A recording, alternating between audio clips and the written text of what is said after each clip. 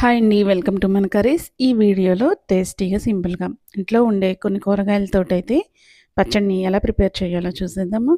ఈ వీడియోని చివరి వరకు చూడండి, లైక్ చేయండి, షేర్ చేయండి, అలాగే సబ్స్క్రైబ్ చేయండి. ఇప్పుడు పచ్చడి కోసం ఇంట్లో ఉండే కూరగాయలను అయితే తీసుకున్నాను. ముందుగా బీరకాయలని క్లీన్ చేసి వాటిపైన ఎల్లు తీసి ఇలాగా మనకు తొక్కలు అయితే ఉపయోగపడతాయి కదా, ఈ తొక్కలను తీసుకుని చేదు ఉందో లేదా అనేది చూసుకుని అప్పుడు పచ్చడికి ఉపయోగించాలి. అలాగే 2 కట్ చేసుకున్న టమాటాలు, గుప్పెడు కొత్తిమీర, ఇందులో సొరకాయని తొక్కతో పాటు వేసేసుకోవాలి. సొరకాయని బాగా క్లీన్ చేసి చిన్న ముక్కలుగా కట్ చేసుకోవాలి. అలాగే కారానికి సరిపడగా పచ్చిమిర్చి, ఎండుమిర్చి ఇవి చెరసగం తీసుకుంటే పచ్చడి చాలా బాగుంటుంది. అలాగే 2 టీ స్పూన్ల వరకు పచ్చిశనగపప్పు, 2 టీ స్పూన్ల వరకు నువ్వుపప్పును కూడా తీసుకోవాలి. నువ్వుపప్పు బదులు వేరుశనగ గుళ్ళను కూడా యూస్ చేసుకోవచ్చు. 2 టీ స్పూన్ల వరకు వేరుశనగ గుళ్ళని వేసుకోవచ్చు.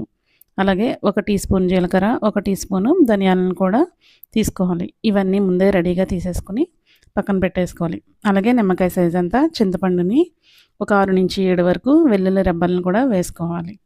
ఇలా వేసుకుని అన్నీ రెడీగా పెట్టేసుకున్నాక ఇప్పుడు మనం ఇందులోకే వేరే కూరగాయలను కూడా యాడ్ చేసుకుని పచ్చడిని అయితే చేసుకోవచ్చు. ఇప్పుడు స్టవ్ వెలిగించి కడాయి పెట్టి ఆయిల్ వేయకుండా మీడియం మంట మీద నువ్వుపప్పు, పచ్చిశనగపప్పు వేసి వీటిని మీడియం మంట మీద దోరగా ఫ్రై చేసుకోవాలి. ఇవి ఫ్రై అయిన తర్వాత ఇందులోకి ముందుగా తీసుకున్న ధనియాలు, జీలకర్రను కూడా వీటిలోకి వేసేసుకోవాలి. ఇప్పుడు వీటిని కూడా బాగా దోరగా ఫ్రై అయ్యేంత వరకు, మంచి సువాసన వచ్చేంత వరకు బాగా ఫ్రై చేసుకోవాలి. ఇవి బాగా ఫ్రై అయితే పచ్చడి కూడా చాలా టేస్టీగా ఉంటుంది. ఇలా మంచి కలర్ వచ్చేంత వరకు ఫ్రై చేసుకుని వీటిని ఒక గిన్నెలోకి తీసేసుకోవాలి. ఇప్పుడు అదే కడాయిలో 1 టీ స్పూన్ ఆయిల్ వేసి పచ్చిమిర్చి, ఎండుమిర్చిని కూడా వేసుకొని వీటిని బాగా ఫ్రై చేసుకోవాలి. పచ్చిమిర్చి పైన తెల్లగా వచ్చేంత వరకు కూడా ఫ్రై చేసుకోవాలి.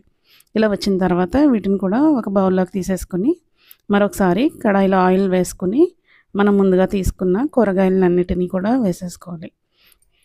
ఈ పచ్చట్లో బీరకాయ అలాగే సొరకాయ బదులు ఆనపకాయ, దోసకాయ అలాగే క్యాబేజీ వీటన్నిటిని కూడా వేసుకుని ఈ పచ్చడిని అయితే చేసుకోవచ్చు.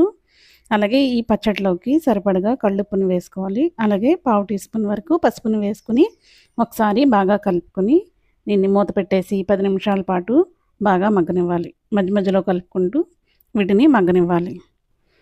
ఇప్పుడు ఇందులోకి ముందుగా ఫ్రై చేసుకున్న పచ్చిశనగపప్పు, నువ్వుపప్పు, ధనియాలు, జీలకర్రని మిక్సీ గిన్నెలోకి వేసేసుకుని మెత్తగా వీలైనంత వరకు పౌడర్ని అయితే చేసేసుకోవాలి.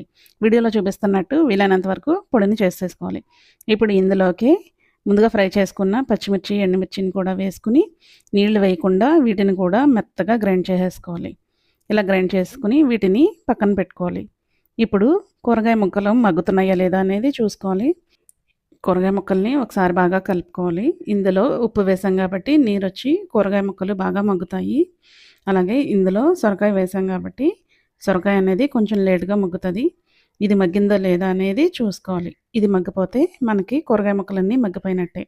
ఇలా మగ్గిన తర్వాత వీటిని చల్లారపెట్టి అప్పుడు మిక్సీ గిన్నెలోకి వేసేసుకోవాలి.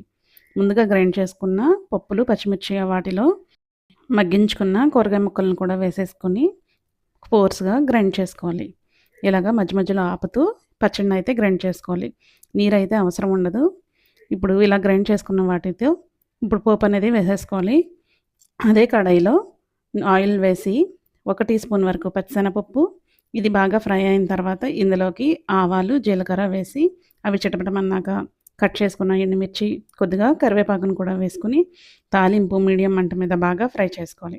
ఇలా ఫ్రై అయిన తర్వాత స్టవ్ ఆఫ్ చేసేసి గ్రైండ్ చేసుకున్న పచ్చట్లోకి ఈ తాలింపుని వేసేసుకోవాలి. తాలింపు వేసుకుని ఒకసారి బాగా కలిపేసుకోవాలి. ఈ పచ్చడి అన్నంలోకి అలాగే అట్లు, దోశల్లోకి, స్పాంజీ దోశల్లోకి అయితే చాలా బాగుంటుంది. ఈ పచ్చడి మీరు కూడా ట్రై చేయండి. ఎలా వచ్చిందో అనేది కామెంట్ చేయండి. ఈ వీడియో నచ్చితే లైక్ చేయండి, షేర్ చేయండి. Please subscribe.